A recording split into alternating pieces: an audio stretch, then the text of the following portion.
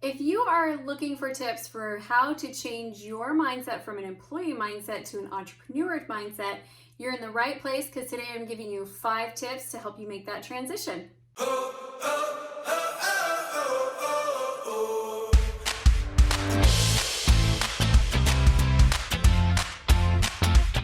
Hi, I'm Amy Walker, client acquisition specialist, speaker, and author, and thank you for coming to my channel. We are giving you business tips on your marketing, your sales, your leadership, time management, mindset, all the things that you need to be able to grow your business and maintain balance in your family. If you're new to the channel, I would love for you to subscribe, hit the bell notification so you can get notified every time we release new content, and I do release 3 times a week. So, employee mindset, very different from entrepreneur mindset, but sometimes I think we don't realize how big of a gap that is. Maybe we're a little bit unprepared for it. And the truth is that employee mindset can stay with us for a long time, and it's not very great for business. So today I'm going to jump right in and give you those 5 different tips for how you can shift your thinking so you can be more successful more quickly. Tip number 1, as an entrepreneur, the work is never done. So that shows up on both positives and negatives. As an employee, we have this mindset that if we just get our work done, then we can unplug, we can go home, we can be with our families. And so there's this mindset of, I just need to do these tasks, these are what I'm responsible for. As an entrepreneur, the work is truly never done. That was a mindset shift that I had to make, because in the beginning, what would happen is I honestly was burning myself out because I kept trying to work until the point where everything was done. And there is always something more that you can do. So what you've got to do is be okay with that, be at peace about that, and shift into high priority tasks. And if you will clarify what are my high priority tasks and complete high priority tasks, you will be okay with the fact that there are things that are just not done and are not going to get done today. They'll get done eventually, but if you're always doing the high priority tasks, you're going to be in a pretty good place. The second shift is shifting from checklists and into results. So here's the checklist mindset. Checklist says, I did all of the follow-up calls for the week. Results mindset says, I produced the sales that I wanted to from the follow-up calls. Checklist is, there was 15 people I needed to follow up with. I left voicemails on every one. Results is, there was 15 people I needed to follow up with. I called them, I texted them, I emailed them, and here's the deals that I closed, and I'm following up with the rest, continuing to follow up next week. It's a really different mindset, and the faster you can shift into thinking in results instead of checklists, the better off you're going to be. The third shift is in self-imposed deadlines. As an employee, you have deadlines given to you. This project has to be done on this day at this time. That's the deadline, and everybody's waiting for you. As an entrepreneur, the deadlines are all self-imposed, and that is going to either affect you in one extreme or the other, in my experience, until you find this balance. And the one extreme is you never give yourself any deadlines and you never get things done, and you struggle to be productive. On the other extreme, which is the one that I fall in, you over deadline yourself and you give yourself these, you feel this pressure for dates that has to be done by this day and this time, which you just made up. And in all honesty, it could get done next week and it probably would be fine. But you're stressing about it because you said it would be done. And if you said it would be done, then you got to be in integrity with yourself and it better be done. And so you have to learn how to set realistic deadlines for yourself. Either way, your deadlines as an entrepreneur are now 100% self-imposed. Even if you're like, no, Amy, my clients say they have to have it from this time. Okay, but you agreed to that timeline. So if you needed more time to do it, you should have communicated that with your clients and set realistic expectations for how that was going to actually come to be. So we got to start learning to find that sweet spot where we are setting deadlines for ourselves, but we're still setting healthy, realistic deadlines for ourselves. That's when the magic happens. All right, fourth thing that we need to transition is we've got to develop a celebration mindset. As an employee, you don't have to plan your own celebrations, right? They have employee of the month, they have recognition, they have prizes, they have quarterly incentives, bonuses, lunch days, all this stuff.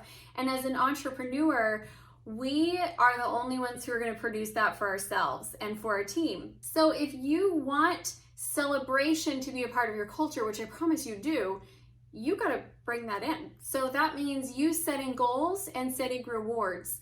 That means you coming up with quarterly prizes and incentives. That means you setting up the goal poster and filling it in, and having daily dance parties and motivational Mondays and all that stuff that was there in a job. You've got to bring that in. Otherwise, entrepreneurship can become very lonely, and it can become not very fulfilling, because a lot of us, when we step into being the business owner, we're the worst boss we've ever had. I promise you, I've never had any other boss expect so much from me and praise me so little and tell me that I should have worn an extra pair of Spanx when I was on stage because the pictures came back and I didn't like the way my stomach looked. No other boss has ever done that, but guess who has?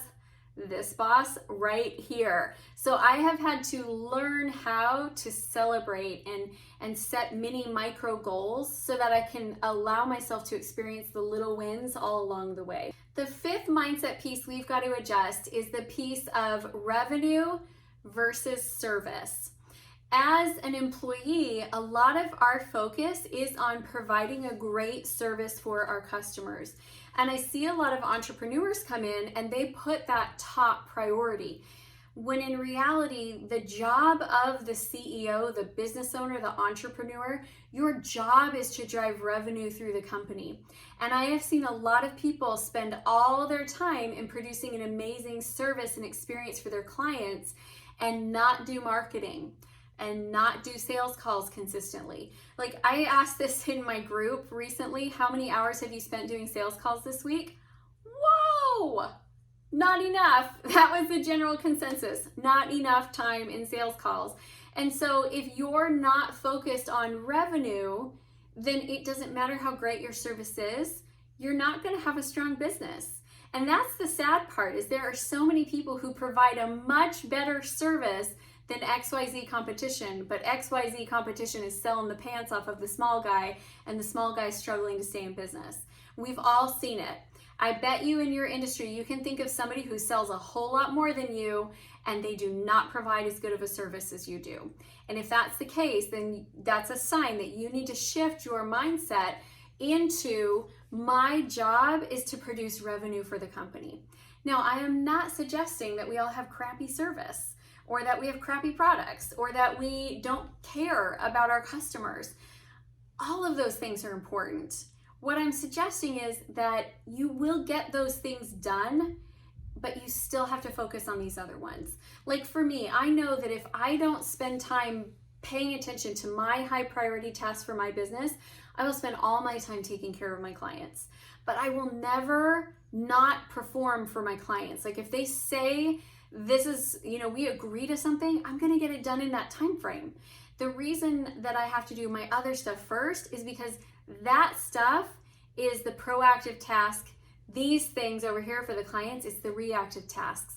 And if you spend all your time doing reactive tasks, you'll never get to those proactive tasks that are gonna build your future and your tomorrow.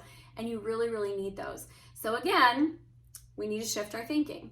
It is important to provide great service. It is important to value your customers, but you've also got to equally value the productivity of the business, the sales, the marketing, the numbers, how well you're producing. That stuff really, really matters. All right, there you have it. Those are my tips for how you can shift from employee mindset and into entrepreneur mindset. Now, one piece of this puzzle that's critical is sales. You just simply cannot be a great, effective entrepreneur if you haven't mastered the art of sales. So if you haven't done it yet, I want to give you my sales book. It's called the I'm Not a Salesperson Sales Book. Sell Like a Natural Even If You're Not. It's got all of my scripting templates in there, all of my sales strategies, and it's just a really good, easy to read, usable playbook, and I want you to have it for free. So the link is down below. Make sure you go over and grab that. And thank you so much for being here. I'd love to hear a comment from you. Please let me know what was helpful in this. What tip really stood out to you? I also would love for you to hit that like button, share this with other entrepreneurs that you think could benefit from it, and make sure that you subscribe. If you would like to be a part of a community of like-minded entrepreneurs, I'd love to have you come on over to my private Facebook group, The CEO Spot. I post great content in there, great business tips, answer questions, do some live videos, and it's just a great place to further the community. So come on over, we'd love to have you there. And that, my friends, is it. I hope you have a wonderful rest of your day.